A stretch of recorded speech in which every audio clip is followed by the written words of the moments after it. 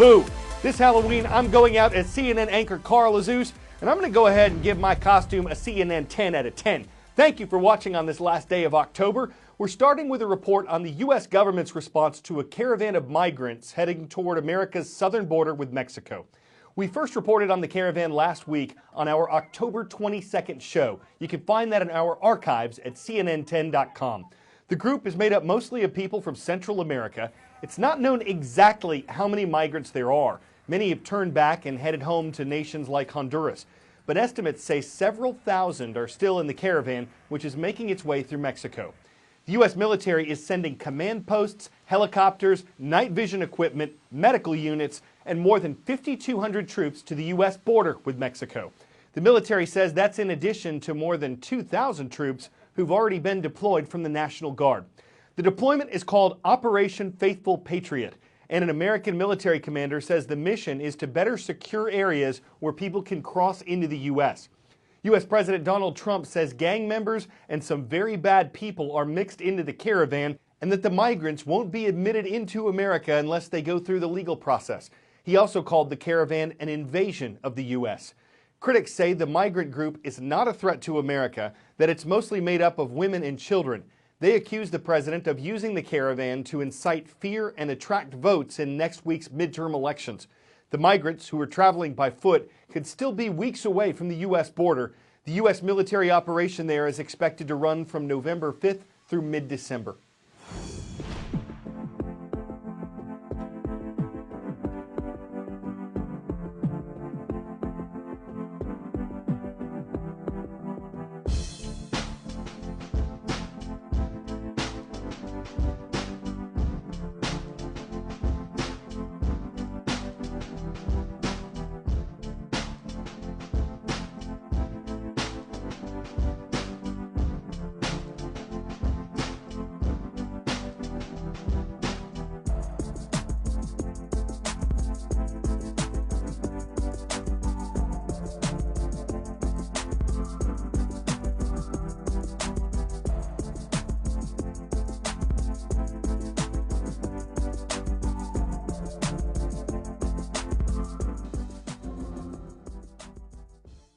It's not unusual to see flooding in Venice, Italy this time of year. The city of lagoons and canals is often overwhelmed by water between October and December, but it is unusual to see flooding like this.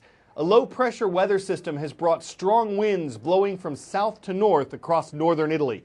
That, combined with high tide, has caused flooding in at least 77% of Venice. If high tide levels of 5 feet 3 inches above sea level are confirmed, they'll be the city's highest since 1979. Tourists and residents have had to wade through waist-high water. Marathon runners had to splash their way through parts of the city on Sunday.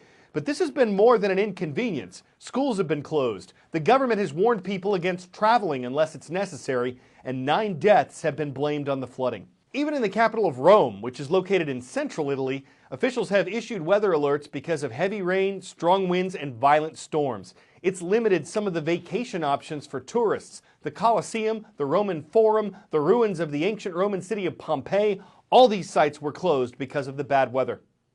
10-second trivia. What adjective describes something specifically related to motion? Adroit, didactic, kinetic, or plucky?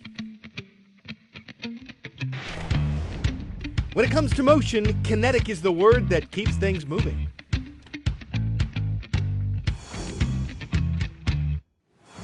And in the art world, kinetic describes a piece that moves, usually with mechanical parts. What you're about to see is a perfect example. The kinetic sculptures that Anthony Howe creates are tall, as much as 25 feet high, and they're stopping people in their tracks around the world.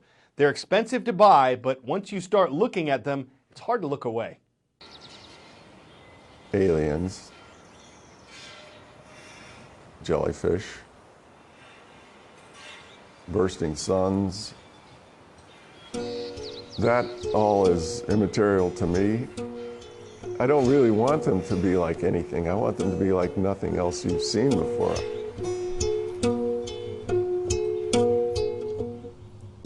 My name is Anthony Howe. I'm a kinetic wind sculptor residing on Orcas Island, Washington.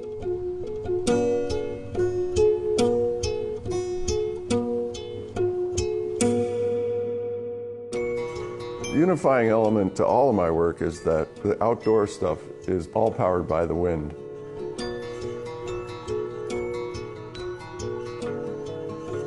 I don't have a gallery and haven't had one for about 30 years. My wife and I have run the whole business ourselves without agents or galleries or consultants. Most of the people that see my work see it on YouTube videos. A large-scale piece will generally start at, say, $45,000, $50,000, and go up to $400,000 if it's a really big sculpture. But that's the kind of a piece that takes a long time to make and extracts a lot of physical ability out of me.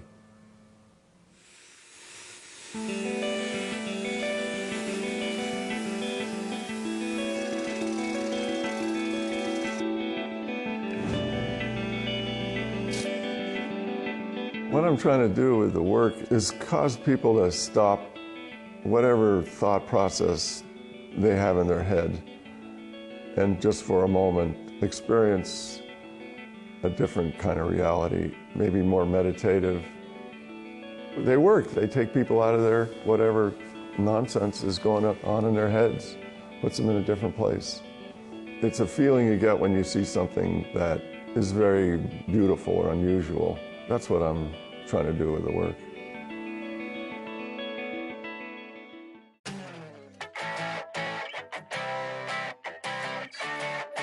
As Americans make plans to go to Halloween parties, watch creepy movies, or go trick-or-treating, which I always thought was the most fun thing about Halloween, the scariest part of the holiday may not be the costumes or the giant fake spiderweb decorations. It may be the weather, at least for folks in parts of the Midwest and the South. Here's what Americans can expect. And here's a quick look at your Halloween forecast, maybe somewhere around 6 or 7 o'clock on the Halloween night. Rain showers and even some severe weather across parts of the Deep South. Colder weather to the north, although this is still okay. 53 Minneapolis, you don't have to put some kind of parka on top of your costume and cover it all up. You can dress warmly underneath. 76 in Memphis, 78 in Atlanta for afternoon highs for your Wednesday. Now here is the area that there may be thunder and lightning. You have to watch this as you kind of plan your attack on the neighborhood. See where the storms are before you go out, because this could be a 6 or 7 o'clock thunderstorm lightning event for some people here, especially across that orange area. And there's the front, there's the weather right on through Arkansas. Now it moves off to the east eventually for your Thursday and Friday. High pressure in control of most of the west. Colder than you've been out west, but still pretty good. Here are our temperatures now for Northeast. Syracuse, you get the 56 right at game time, or 6 o'clock Eastern Daylight Time. 54 in Boston, 62 in New York, and still pretty mild in Columbus. Nashville still 73. There's the line of weather approaching Texarkana, maybe Little Rock, on up even toward Cape Girardeau. That's going to be the 6 o'clock forecast time there. Still thunderstorms around Houston, Texas at a high there, a beautiful 79. Billings and also toward Boise and Missoula, there's snow in the higher elevations. Above about 7,000 or 8,000 feet, it'll still be quite cool in some spots. Flagstaff, a cool spot here, only 36, where Phoenix at your 10 o'clock Eastern Daylight Time, pretty close to 7 o'clock local, you will be in the 70s still. So enjoy your Halloween. So if you're going trick-or-treating, an umbrella you'll be needing if in Shreveport or in Lufkin you are trying to fill your pumpkin. You'll want that to be contained with much more candy than rain, so be sure to check the weather. Maybe the streets will be wetter, or maybe just a sweater will make your whole night better as you're outside and hobnobbing for some chocolate to be gobbling. I'm Carl Azuz for CNN 10.